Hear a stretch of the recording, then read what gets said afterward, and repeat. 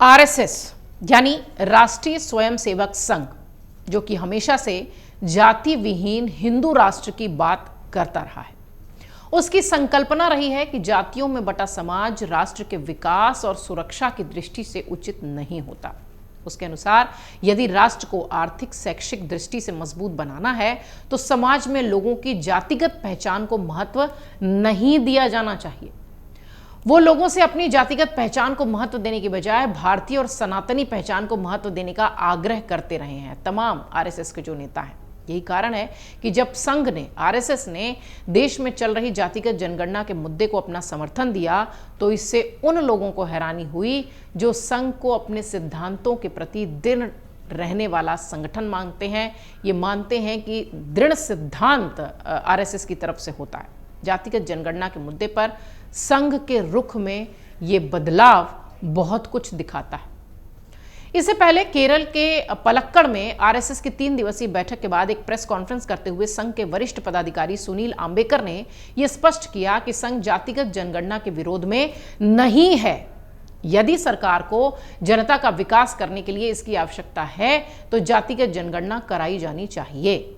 हालांकि उन्होंने इसकी राजनीति का विषय न उठाने के लिए कहा। उन्होंने कहा कि इस तरह के विषय राजनीतिक तौर पर नहीं उठाए जाने चाहिए, इस पर सियासत नहीं होनी चाहिए। दरअसल संघ का जातिगत जनगणना को दिया गया यह समर्थन ये बताता है कि वो देश की नई सियासी चाल को बखूबी समझ रहा है। संघ ये समझ रहा है कि जातियां भारतीय समाज की एक कटु सच्चाई हैं जिसको कि आप भारतीय समाज से अलग नहीं कर सकते। ये भी सच है कि अपनी जातिगत पहचान को लेकर इस समय लोगों के अंदर एक विशेष तरह का आकर्षण भी देखा जा रहा है और ये बखूबी संघ समझ रहा है। ऐसे में यदि वो जातिगत जनगणना का विरोध करता है तो विपक्षी दलों के द्वारा उसे दलित पिछड़ों की जातियों के विकास का विरोधी बताया जाएगा। संभवतः यही वजह है कि संघ ने जातिगत जनगणना के मुद्दे का निसंकोच समर्थन कर दिया। इससे पहले बिहार विधानसभा चुनाव के दौरान आरक्षण की समीक्षा संबंधी बयान जो था उसे भी देकर संघ काफी नुकसान झेल चुका है। ऐसे में यदि एक बार फिर वो जातिगत जनगणना के विरोध में बात करता तो विपक्षी दल इसे बीजेपी की असली सोच बताते हुए इसका विरोध करने लगते। आने वाले विधानसभा चुनावों में इसका भगवा दल को बड़ा नुकसान हो सकता था। यह भी एक कारण हो सकता है कि संघ ने इस मुद्दे को सामान्य जनमत को ध्यान में रखते हुए इसका समर्थन कर दिया। इससे पहले अगर आप देखिए तो वामपंथी विचारधारा के विद्वान संघ के अंदर पिछड़ी दलित जातियों के लोगों की उच्च पदों पर पर्याप्त भागीदारी न होने का प्रश्न उठाते रहे, लेकिन तब भी संघ कभी विचलित नहीं हुआ, बल्कि संघ ने इन आरोपों का हमेशा से मजबूती से खंडन किया। उसका कहना है कि वो कभी किसी व्यक्ति को जाति के रूप में देखता ही नहीं। संघ के वरिष्ठ पदाधिकारियों को भी अब कभी अपने आसपास के लोगों की जातियों के बारे में कोई जानकारी नहीं होती है। इसका सबसे बड़ा कारण यही है कि संघ में किसी की जाति को देखने की संस्कृति नहीं होती है।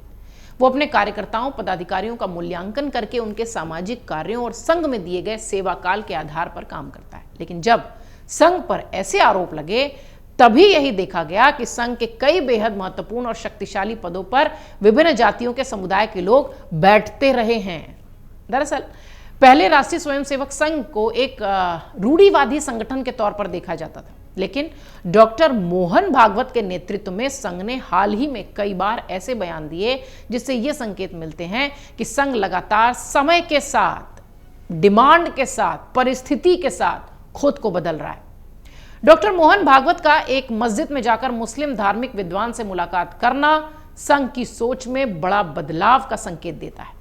संघ हमेशा से समाज के कमजोर वर्गों को ही आरक्षण दिए जाने का समर्थन करता रहा है, लेकिन वो दलित ओबीसी समाज के लोगों को तब तक के लिए आरक्षण का समर्थन कर रहा है जब तक कि उस समाज के लोग स्वयं ये ना कह दें कि उन्हें अब आरक्षण की आवश्यकता नहीं है। संघ की सोच भी उसके अंदर बड़े बदलाव का संकेत है। इसके अलावा किन्नर समुदाय के अधिकारों की बात करना, गुरु गोलवलकर की सोच से उलट मुसलमानों के बिना भारत के अधूरे होने की बात कहना उसके अंदर सतत परिवर्तन का ही प्रमाण है। आरएसएस बदल रहा है। राजनीतिक विश्लेषक इसे एक सकारात्मक बदलाव के तौर पर भी देख रहे हैं। कुछ राजनीतिक विश्लेषकों ने अमर उजाला से बातचीत की। जब ये मुद्दा उठा तो उन्होंने कहा कि राष्ट्रीय स्वयंसेवक संघ हमेशा राष्ट्र प्रथम की विचारधारा से प्रेरित रहा है। उसके हाल के कुछ स्टैंड्स, कुछ बयान ये बताते हैं कि वो बदल रहा है। वो समय के अनुसार राष्ट्र को मजबूत बनाने के लिए समझ को बदल रहा है, सोच समझ के कदम रख रहा है। संघ ने जातिगत जनगणना का समर्थन समाज की कमजोर जातियों के विकास के लिए किया है, लेकिन उसने इसके राजनीतिक उपयोग से बचने की बात भी, क्योंकि संघ जानता है कि जातिगत जनगणना की संख्या सार्वजनिक होने से इसके गंभीर दुष्परिणाम निकल सकते हैं। राजनीतिक जानकारों का यह भी कहना है कि केंद्र और राज्य सरकारें समाज की प्राथमिकता को देखते हुए अपनी नीतियां बनाती हैं और आर्थिक संसाधनों को उचित दिशा में झोंकती हैं। ऐसे में यदि सरकारों के पास जातियों की पूरी जानकारी नहीं होगी तो वो किस वर्ग के लिए कैसे काम करेंगी, प्राथमिकता कैसे देंगी, ये नहीं हो पाएगा।